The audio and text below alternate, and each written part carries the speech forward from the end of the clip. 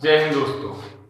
मैं विवेक पांचाल आपका फिर से स्वागत करता हूं हमारे YouTube चैनल स्टडी योद्धा पर। तो जो हिस्ट्री की मैराथन क्लास स्टार्ट की है उसकी आज ये दूसरी क्लास टू है ये उसकी। तो मैं बताना चाहूंगा कि ये जो क्लास है ये आप जितने भी एग्जाम होते हैं, कल भी बताया था आज फिर बता रहा हूं, जितने भी आपके एग्जाम है जहां पे हिस्ट्री पूछी जा रही है आप उन सब के लिए इस क्लास को ले सकते हो और आपको बिल्कुल बेसिक से और उस लेवल तक जहां तक आपके क्वेश्चन एग्जाम में पूछे जाते हैं वहां तक आपको इस क्लास में पूरा कवर कराया जाएगा। साथ ही जो बच्चे ऐसे हैं ना जो यूनिवर्सिटी वगैरह की तैयारी कर रहे हैं, मतलब अपने बैच बीए वगैरह में जिनके पास हिस्ट्री है वो भी इस क्लास को देख सकते हैं, फर्स्ट ईयर वगैरह जो जिनके भी सिलेबस में आ रही हो तो उनके लिए भी बहुत बेनिफिशियल रहने वाली है। उनको एक आइडिया मिलेगा कि उनको जो आंसर राइटिंग करनी होती है ना उसके लिए उनको बहुत सारे वो फैक्ट मिल जाएंगे यहाँ से, जिनसे वो बहुत मतलब इस क्लास से ही अपना पूरा पेपर बहुत अच्छे नंबरों से पास कर जाएंगे। ठीक है ना। तो आज की क्लास शुरू कर रहे हैं। तो अब तक हमने पढ़ा क्या है पहले उसे देख लेते हैं 1 मिनट में। अब तक हमने पढ़ा कि इतिहास है क्या, इतिहास को हमें क्यों पढ़ना पड़ता है। ठीक है ना। उसके बाद इतिहास का हमने डिवाइडेशन किया कि जो इतिहास है कौन कौन सा आया, फिर कितने पार्ट्स में इतिहास डिवाइड है, हिस्ट्री डिवाइडेड है। उसके बाद हम पहुंचे कि इतिहास को जाना कैसे जाता है ना। इतिहास को जानते कैसे हैं। तो इतिहास को जानने के लिए हमें कुछ स्रोत पता होने चाहिए, कुछ स्रोतों की आवश्यकता होती है इतिहास पता करने के लिए। ठीक है ना। तो वो स्रोत होते कौन कौन से हम उनके बारे में पढ़ रहे थे। तो हमने जो स्टार्ट किया था, देखो जो इस क्लास में जुड़े हो वो पिछली क्लास जरूर देखना। ठीक है। हमने स्टार्ट किया था प्राचीन काल का इतिहास भारतीय का, एंशिएंट हिस्ट्री ऑफ इंडिया। तो उसमें अब तक हमने प्राचीन काल के इतिहास में स्टार्ट कर दिए कि स्रोत स्रोत क्या है। स्रोत तो जो स्रोत मैंने कल बहुत अच्छे से बताया, 2 तरह के स्रोत होते हैं, एक होते हैं पुरातात्विक और दूसरे होंगे आपके साहित्य, प्राचीन काल को जानने के। तो ऐसा है कि जैसे जैसे प्राचीन काल में अलग स्रोत हैं और आपके अगर आप आगे बढ़ोगे मॉडर्न इंडिया तो वहां अलग स्रोत है। तो हमने जब स्रोत स्टार्ट किए तो हमने साहित्यिक स्रोत स्टार्ट किए और साहित्यिक स्रोत में हमने पहला टॉपिक समझा, कुछ भी समझो। जो पहला स्रोत है वो है हमारे ब्राह्मण ग्रंथ। यही स्टार्ट किया था ना, ब्राह्मण ग्रंथ। ब्राह्मण ग्रंथ में सबसे पहले जो हमने पढ़े वो थे वेद। हमने किया था वेद स्टार्ट, लेकिन वेद को कंप्लीट नहीं किया था, वेद स्टार्ट किया था। तो अब हम जो अपनी क्लास शुरू करेंगे वो वेद से शुरू करेंगे। ठीक है ना, वेद। तो चलो वेद में अब देखो यहां पर ये स्रोत हो गया वेद। अब वेद ब्राह्मण ग्रंथ है, ये बात आपको समझ में आएगी। वेदों में ही हमारे उस समय की जो व्यवस्था रही, राजनीतिक व्यवस्था, आर्थिक व्यवस्था, ये सामाजिक जीवन कैसा था, किस तरह की समाज में प्रथाएं थी, वो सारा हमें पता चलता है वेदों से। तो जो ये वेद हैं ये हैं 4, सभी को पता होगा 4 वेद हैं। ठीक है। इनके संकलन करता कल भी बताया था, आज चलो फिर देख लेंगे आप। महर्षि कृष्ण द्वैपायन वेद व्यास, ये कौन है? ये हैं वेदों के संकलनकर्ता जिन्होंने वेदों को लिखा है। ठीक है ना। अब हमें पता चला कि भाई ठीक है यहां तक की बात हो गई। तो अब हम क्या करने वाले हैं, हम आगे थोड़ा और पढ़ेंगे और देखेंगे वेदों के बारे में और कुछ जानने की कोशिश करेंगे। अब देखो 4 वेद है, कौन कौन से 4 वेदों के नाम पता होने चाहिए। ऋग्वेद, यजुर्वेद, सामवेद, अथर्ववेद। इन चारों वेदों को मिलाने पर जो बनती है, यानी चारों वेदों को मिलाकर बनती है संहिता। तो आपसे अगर पूछ लिया जाए संहिता क्या होता है, तो चारों वेदों को जब मिला दिया जाता है तो वो एक संहिता बन जाते हैं। बात आई समझ में। इसके बाद हम थोड़ा और आगे पढ़ेंगे। तो यहां तक हो गया सब कुछ। एक थोड़ी सी वेद क्या है, हमारे सबसे प्राचीनतम ग्रंथ हैं। भारत के अगर सबसे प्राचीनतम ग्रंथ की बात करोगे तो वो वेद हैं।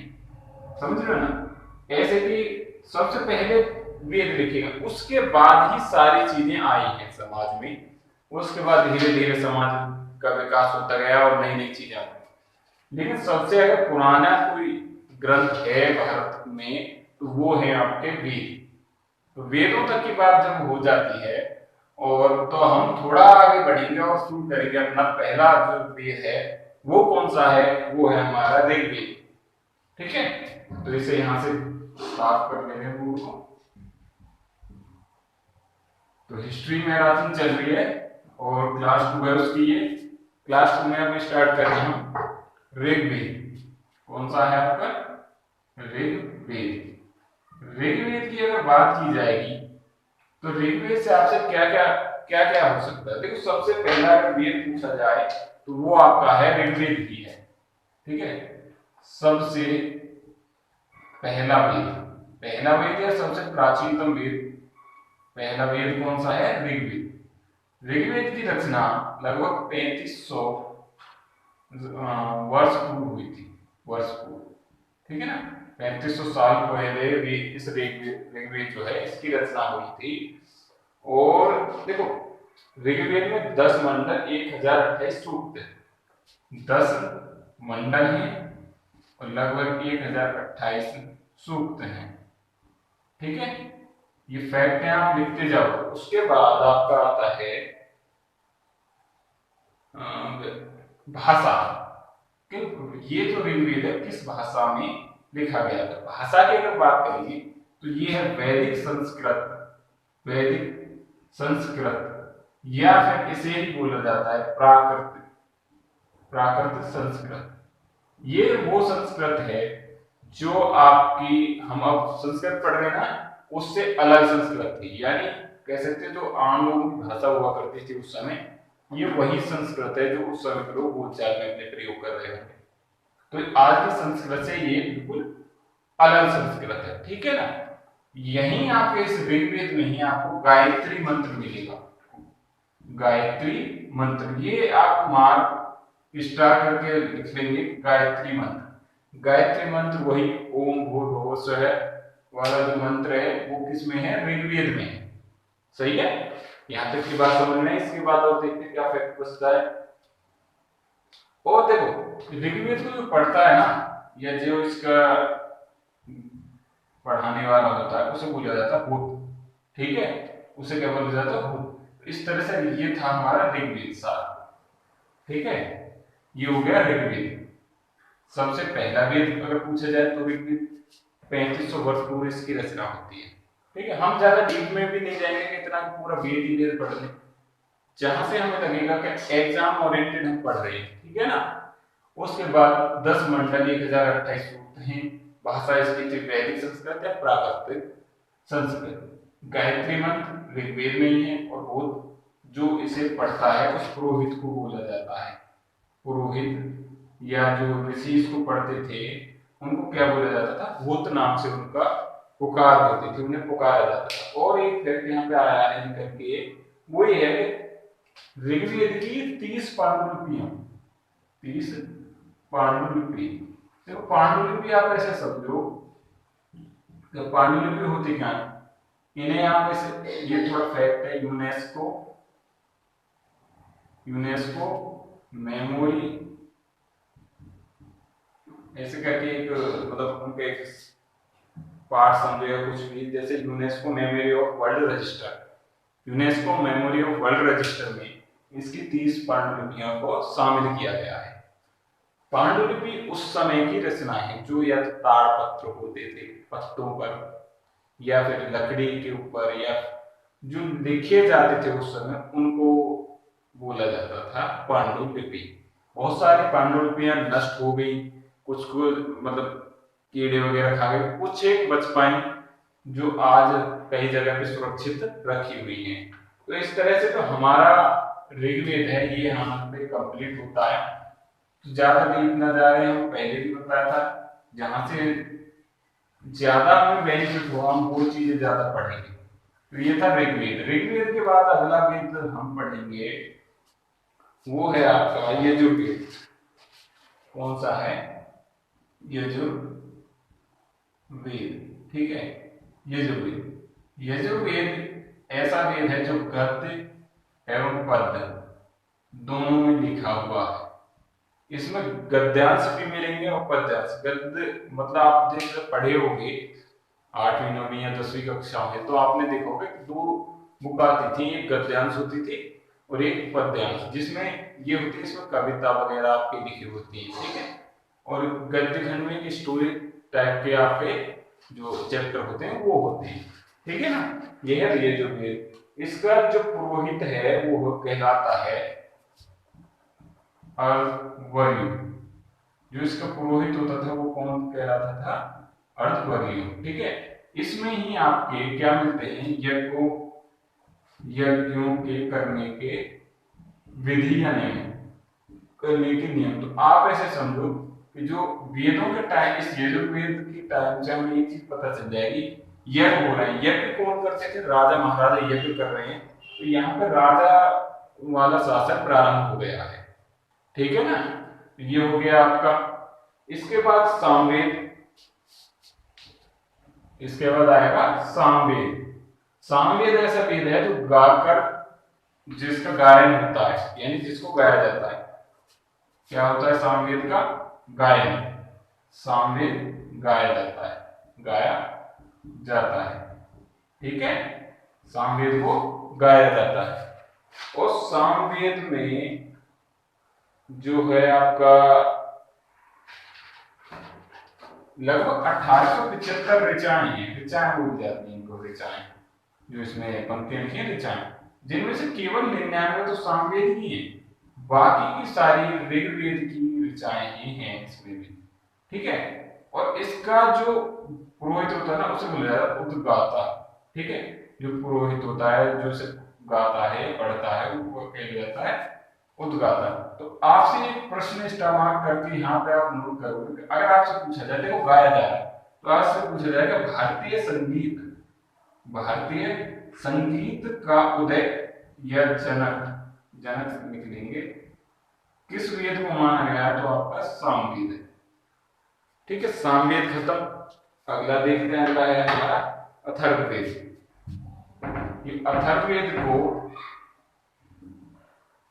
इसका नाम पड़ा है, इसके जो लिखने वाले थे ना, जिन्होंने इसको लिखा था, वो थे अथर्व ऋषि, नाम था उनका, अथर्ववेद, ठीक है।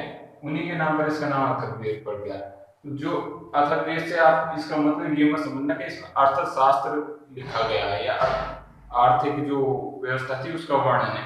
अर्थवेद में आपको जितने, मैं ऐसा समझो आज की मेडिकल की बुक, यानी जो बायोलॉजी है ना, ऐसे समझ लो कि जितने रोग हैं उनके निवारण, जादू टोना, तंत्र मंत्र, कैसे रोग ठीक होते हैं, जड़ी बूटियों के बारे में, वो सारा आपको इस अथर्ववेद में मिलता है, ठीक है। तो इसके बारे में कुछ चीजें लिख देंगे। तो ये सबसे अंतिम वेद है, सबसे अंतिम वेद है, ठीक। ये सबसे कौन सा है? अंतिम वेद, अथर्ववेद। और क्या है? और ऐसा कुछ खास है नहीं इसके बारे में, बस यही था, और कुछ नहीं है, ठीक है। हाँ, इसके वो लिखोगे कि इसे बोला क्या जाता था? ब्रह्मा। जो इसे पढ़ता था या जो इसके बारे में जानता था, उसे बोला जाता था ब्रह्मा, ठीक है ना। तो ये हो गया अथर्ववेद। तो यहाँ पे हो जाते हैं हमारे जो ब्राह्मण ग्रंथ हैं, उनमें पहला जो हमने टॉपिक लिया था वो था वेद। वेद हो गए खत्म। वेद के बाद आते हैं वेदांग।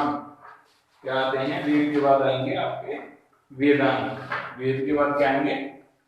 वेदांग। वेदांग से आप स्पष्ट समझ पा रहे हो कि वेदांग का मतलब होता है वेदों के अंग। वेदों के अंग, देखो जैसे कोई बुक होती है, बहुत बड़ी बुक लेके चल रहे हैं, ठीक है, तो उसके क्या होता है, कुछ छोटे छोटे पार्ट्स बना दिए गए। आपको इसे पढ़, इस मतलब ये बुक पढ़ने के साथ आपको ये छोटा सा पार्ट है, ये भी आपको पढ़ लेना है। इसमें आपको और अच्छे से समझ में आएगा। ये स्पेशल किसी कोई चैप्टर उसका निचोड़ इस बुक में छोटी सी में आपको मिल जाएगा। तो ऐसे वेदांग थे, वेदों के अंग जो हैं। तो वेदांग हैं आपके 6, आप इनके लिखने के साथ साथ सारे फैक्ट वेदांगों के बारे में। वेदांग कितने हैं? 6। अब 6 वेदांग हैं और 6 वेदांग हैं किस बारे में वो हम यहाँ पे लिखेंगे।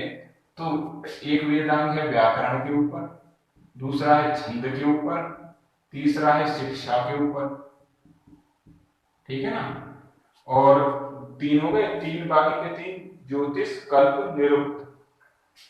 ज्योतिष कल्प निरुक्त, ये 6 आपके वेदांत हैं, ठीक है। ये जो निरुक्त का मतलब होता है भाषा ज्ञान, भाषा ज्ञान से, ये भाषा का जो विज्ञान है उसके बारे में निरुक्त है, ठीक है। वेदांत यहाँ पे कंप्लीट। अब आगे बढ़ते हैं और आगे आ जाते हैं महाकाव्य, ठीक है। हम केवल स्रोत पढ़ रहे हैं, जैसे ही हम अपनी जो हिस्ट्री में अंदर एंट्री करेंगे उस समय जो भी चीज आएगी वो अच्छे से समझेंगे। अब आते हैं आपके महाकाव्य। महाकाव्य, तो जो मुख्य महाकाव्य हैं भारत के वो हैं 2, ठीक है तो बहुत सारे महाकाव्य, लेकिन मोस्टली हमें जो फिलहाल पढ़ रही है वो क्या है, 2 महाकाव्य ब्राह्मण ग्रंथ में पढ़ रहे हैं ना। उनमें जो 2 महाकाव्य हैं वो कौन से हैं, एक तो है आपका महाभारत, महाभारत, दूसरा है आपका रामायण, रामायण। तो ये जो महाभारत है ये सब विश्व का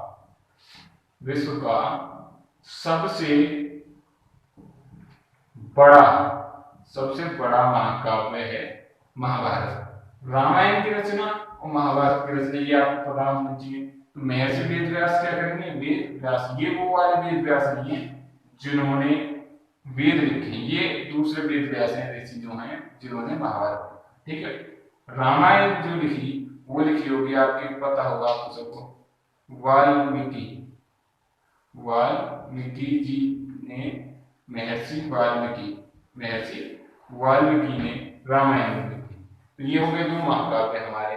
और आगे बढ़ते हैं, महाकाव्यों के बाद आप क्या आते हैं पुराण से क्वेश्चन आपको जरूर पूछ लिया जाता है कि ये 2-3 पुराण हैं जो इंपोर्टेंट पुराण हैं कि ये पुराण किससे संबंधित है। तो पुराण के बारे में हम जब आगे जानेंगे तो टोटल पुराण है कितने, टोटल पुराण है 18। संख्या कितनी है पुराणों की, 18 है। तो जो पुराण है इनकी जो रचना है वो की थी लोमहर्ष, ठीक है, या फिर उग्रश्रवा, ऐसे लोमहर्ष का बेटा है उग्रश्रवा, ठीक है। तो इन दोनों को ही क्या माना जाता है, पुराणों का संकलन करता है, रचयिता माना जाता है। तो जो सबसे प्राचीनतम पुराण है वो है आपका मत्स्य पुराण, ठीक है। सबसे प्राचीनतम पुराण कौन सा है आपका, मत्स्य पुराण। तो ये एक आपसे क्वेश्चन पूछ लिया जाएगा कि प्राचीनतम पुराण कौन सा है, मत्स्य पुराण, ठीक है। अब आपसे पूछा जाएगा कि 3-4 मैंने बताया था कौन कौन से पुराण है जो आपके लिए इंपॉर्टेंट है, मत्स्य पुराण, विष्णु पुराण और वायु पुराण। मत्स्य पुराण, विष्णु पुराण और वायु पुराण, ठीक है। मत्स्य पुराण, विष्णु पुराण और ये आपका वायु पुराण। अब देखो ये तीनों जो पुराण है किसी ना किसी वंश से संबंधित है, ठीक है। किसी ना किसी जो राजवंश हुए हैं, भारत के जो राजा हुए हैं वो किसी ना किसी वंश से ताल्लुक रखते थे, उन्हीं में से किसी ना किसी के ये संबंधित है। तो जो आपका मत्स्य पुराण है ये आपका सातवाहन वंश से संबंध है।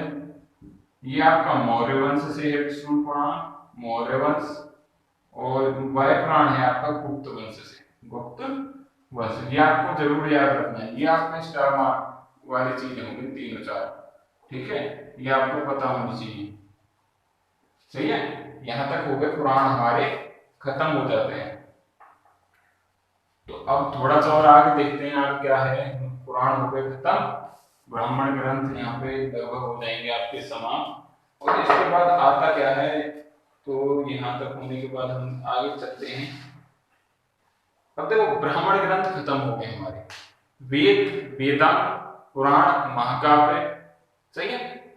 ये सब खत्म करने के बाद अब आएंगे हम ये देखते हैं, चलो कोशिश करते हैं। वैसे ये 2 बार हो जाएगा। ब्राह्मणोत्तर, मैं थोड़ा सा समझा देता हूँ। ब्राह्मणोत्तर साहित्य, ब्राह्मणोत्तर साहित्य, ये हमें 2 बार पढ़ना पड़ेगा, तो इसलिए यहाँ बहुत छोटा सा पढ़ेंगे इसे, क्या आता है। तो देखो ऐसे लिखा जाएगा उत्तरोत्तर काल। तो उत्तर का मतलब होता है कि बाद, तो ब्राह्मणों के बाद के जो साहित्य उन्हें ब्राह्मणोत्तर साहित्य कहा गया। सही है। इसके बाद इसमें क्या आते हैं आपके, 2 आते हैं। एक तो आता है आपका बौद्ध साहित्य, बौद्ध साहित्य। दूसरा आता है आपका जैन साहित्य, जैन साहित्य। एक हो गए बौद्ध साहित्य, एक हो गया आपका जैन साहित्य। तो यहाँ पे देखो, आप जब हम बौद्ध धर्म को पढ़ेंगे तो वहां भी अच्छे से जानेंगे, और जैन धर्म को पढ़ेंगे वहां इनको दोनों धर्मों को अच्छे से पढ़ेंगे। लेकिन अभी जितना हमें जरूरी है उतना तो हमें कर ही लेना चाहिए। यहाँ से जब लिख दिया है तो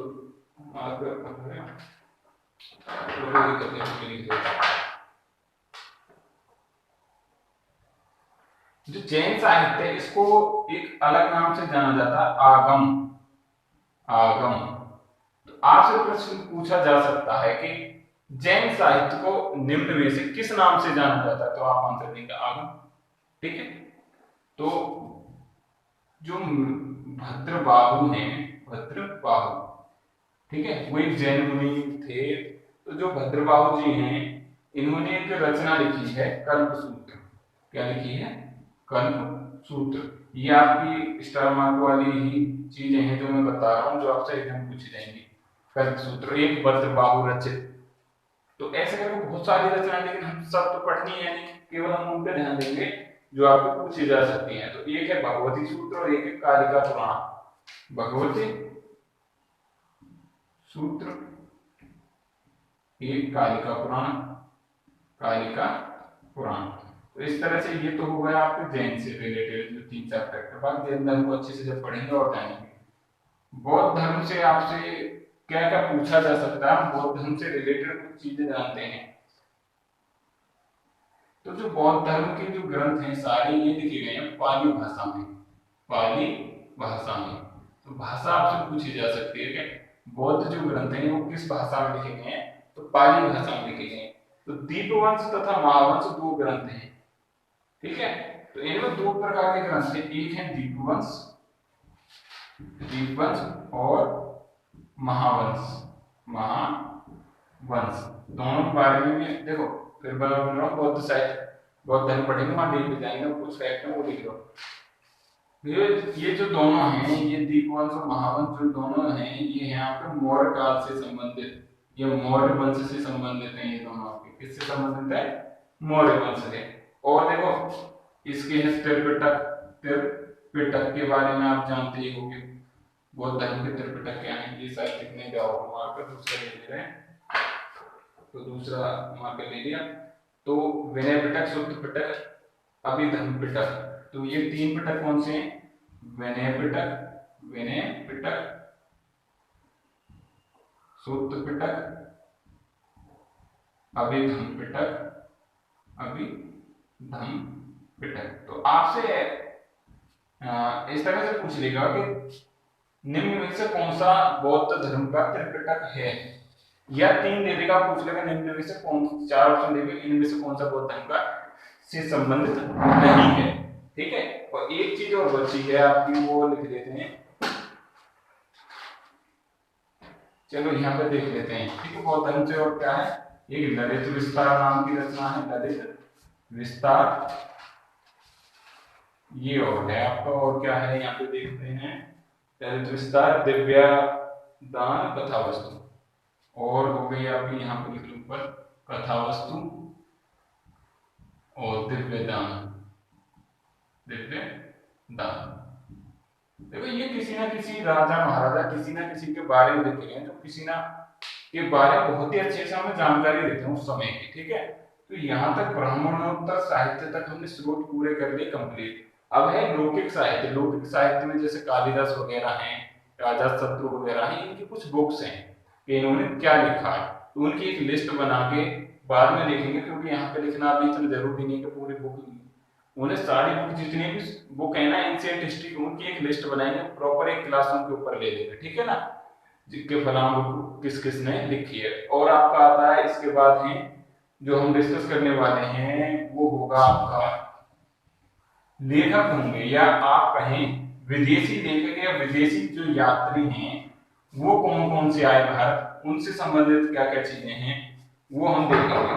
तो कौन सा है, इसके बाद लौकिक साहित्य को हम यहाँ पे स्किप कर रहे हैं, लौकिक साहित्य, ठीक है, इसको स्किप कर रहे हैं। इसके बाद हम देखेंगे लेखक, लेखक भी कौन से भाई, विदेशी लेखक, विदेशी लेखक या विदेशी यात्री, विदेशी यात्री। मुश्किल से 5 मिनट का टॉपिक और रहा है आपका, तो जल्दी से इसे खत्म करते हैं, ठीक है ना। तो देखो क्या क्या निकल के आता है यहाँ पे। तो विदेशी यात्रियों देखो मुख्यतः 3 देशों के जो यात्री हैं प्राचीन काल में वो भारत आए थे। एक तो आए हैं आपके चीनी, ठीक है, एक आए हैं आपके अरब, और एक कौन से आपके यूनानी या रोम, ठीक है, यूनानी या रोम, चीनी और अरब, ठीक है। ये 3 देशों के जो मुख्यतः यात्री हैं विदेशी जिन्होंने भारत के बारे में लिखा है वो आए हैं। तो हम शुरू करते हैं, पहले चीन वालों को लिख लेते हैं, ठीक है ना। तो यहाँ पे पहला जो यात्री है सबसे पहला चीनी वो है फाहियान, फाहियान, फाहियान आया है। ये किसके काल में आया है, आपसे पूछेगा किसके काल में भारत आया है। तो ये आया था चंद्रगुप्त सेकंड, चंद्रगुप्त सेकंड या विक्रमादित्य, विक्रमादित्य, इन्हीं को चंद्रगुप्त विक्रमादित्य के नाम से जाना गया। दूसरा है वेनसांग, वेनसांग, वेनसांग, और तीसरा आया है आपका वेनसांग हो गया, फाहियान, वेनसांग, और कौन सा है इत्सिंग, इत्सिंग। तो आपसे क्वेश्चन पूछ लेगा निम्न से कौन सा चीनी यात्री नहीं है जो भारत आया हो, या इनमें से कौन सा भारत आया था, तो आया किसके समय आया, ठीक है। तो वेनसांग की रचना आपसे पूछी जा सकती है, सीयू की, सीयू की जो रचना है ये वेनसांग की है, ठीक है ना। और ये जो इत्सिंग है इसने लिखा था नालंदा और विक्रमशिला जो विश्वविद्यालय थे ना उस समय के, विक्रमशिला, उन दोनों के बारे में इसने जो है इत्सिंग ने लिखा था। सीयू की इसकी रचना है वेनसांग की, और ये आया था हर्षवर्धन के काल में, हर्षवर्धन के काल में आया था, ठीक है।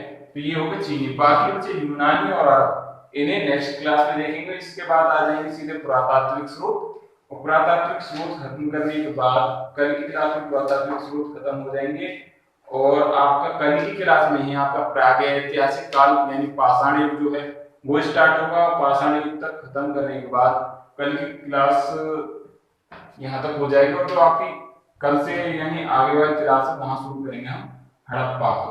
तो हो सकता है कल टाइम मिल गया तो कल ही हड़प्पा भी स्टार्ट कर देंगे, ठीक है ना।